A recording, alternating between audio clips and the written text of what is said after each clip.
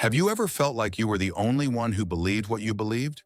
Like you were building something no one else could see, holding onto a conviction that everyone around you quietly or loudly mocked? I've been wrestling with that lately. What do you do when the crowd laughs? When friends question you? When even the people closest to you don't understand the direction you feel pulled toward? What if I told you that some of the greatest moves of God in history started with one person, standing completely alone? Maybe this message is for the one who feels isolated right now. The one who knows in their spirit they're supposed to walk a certain path, but it feels lonely. The one whose obedience looks strange to everyone else. Because there's something about the wilderness seasons of life, the seasons where you're misunderstood, that make you question everything. Am I crazy? Did I hear God wrong? Should I just blend in? Should I just stop? Let's explore this together. Picture a man named Noah, not the hero version we learned as children, not the peaceful image of animals lining up 2 by 2, but a man standing in an empty field, hammer in hand, with no sign of rain in sight. Imagine the heat beating down on his back, the sweat dripping into his eyes, the sound of wood cracking under tools that must have felt heavier each day. And in the distance, laughter, whispers, shaking heads. Rain had never fallen like that before. Flood? What flood? He wasn't just building a boat, he was building a testimony in a world that thought he was insane. Day after day, year after year, no applause, no confirmation from the crowd. Just a quiet conviction inside his chest that refused to die. Can you feel that tension? The ache of obedience when there's no visible evidence it will matter? And what about Daniel?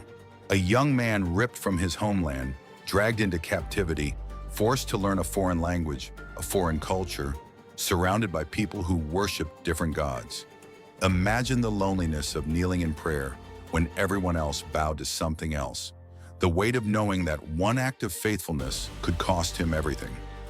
When the decree went out that no one could pray to any god but the king, Daniel had a choice: blend in, stay safe, or stand alone.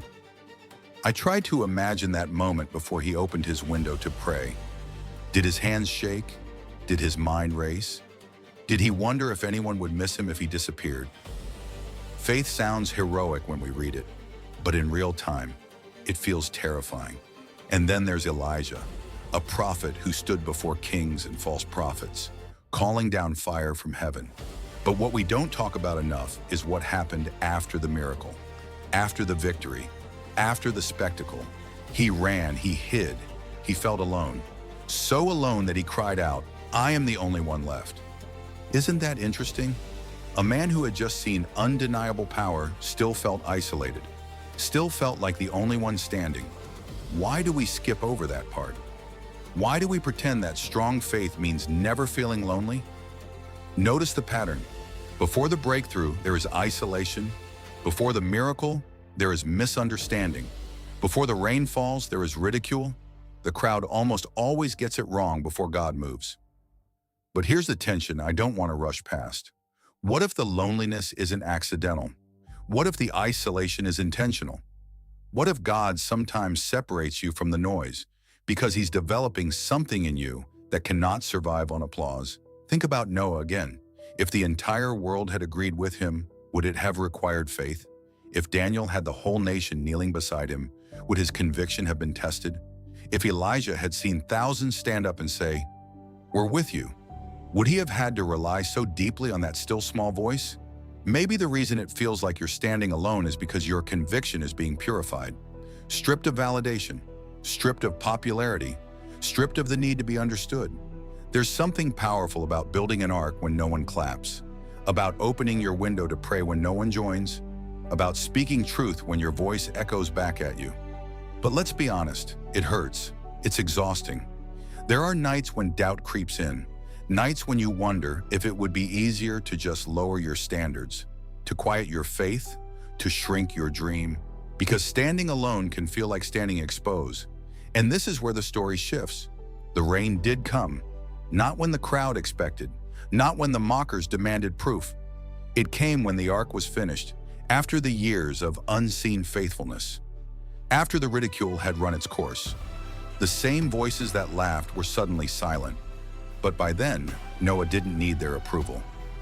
Daniel was thrown into a den of lions. Imagine the darkness, the smell, the growls echoing off stone walls. That moment when the door sealed shut above him. Alone. No applause. No backup plan. Just faith. And when morning came, it wasn't Daniel who had changed his conviction. It was the king who changed his decree. Elijah, trembling under a tree, convinced he was the last faithful voice, heard something unexpected. Not wind, not earthquake, not fire, but a whisper. A reminder that he was never as alone as he thought. There were thousands he couldn't see. Here's the turning point. Standing alone does not mean you are abandoned. It often means you are ahead. Ahead of the culture, ahead of the compromise, ahead of the crowd.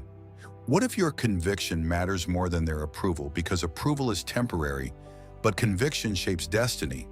Crowds shift, opinions change, trends fade, but a deeply rooted conviction can carry you through floodwaters, lions' dens, and empty wilderness caves. Maybe your arc looks like a business no one understands. Maybe your prayer life feels foolish in a cynical world. Maybe your integrity at work makes you the odd one out. Maybe your decision to forgive, to wait, to trust, to obey feels isolating. But what if this is the very space where your faith becomes unshakable? Notice how each of these stories reframes the struggle. The mockery was preparation. The captivity was positioning. The loneliness was refining.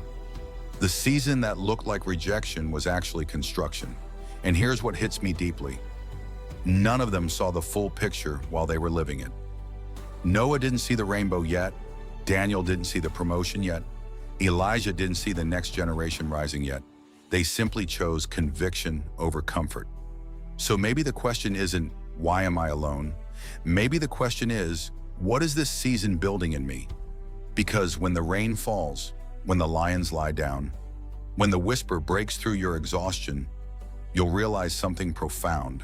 The crowd was never the source of your calling. Your conviction is, and conviction is formed in quiet places. If you're standing alone right now, I want you to hear this.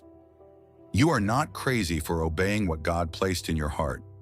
You are not weak for feeling the weight of isolation. You are not forgotten because you are unseen. What if this week, instead of asking for more approval, you ask for deeper conviction? What if instead of praying for the crowd to understand you, you pray for the courage to stand anyway? Because one person aligned with truth can shift history. One ark builder, one captive praying, one weary prophet listening for a whisper. Maybe you're not alone. Maybe you're first. So here's the challenge. Where have you been shrinking to fit in? Where have you been tempted to stop building because no one clapped? What would it look like to pick up the hammer again? To open the window again? To listen for the whisper again? Your conviction matters more than the crowd's approval. And maybe the very thing they're doubting today is the testimony they'll talk about tomorrow.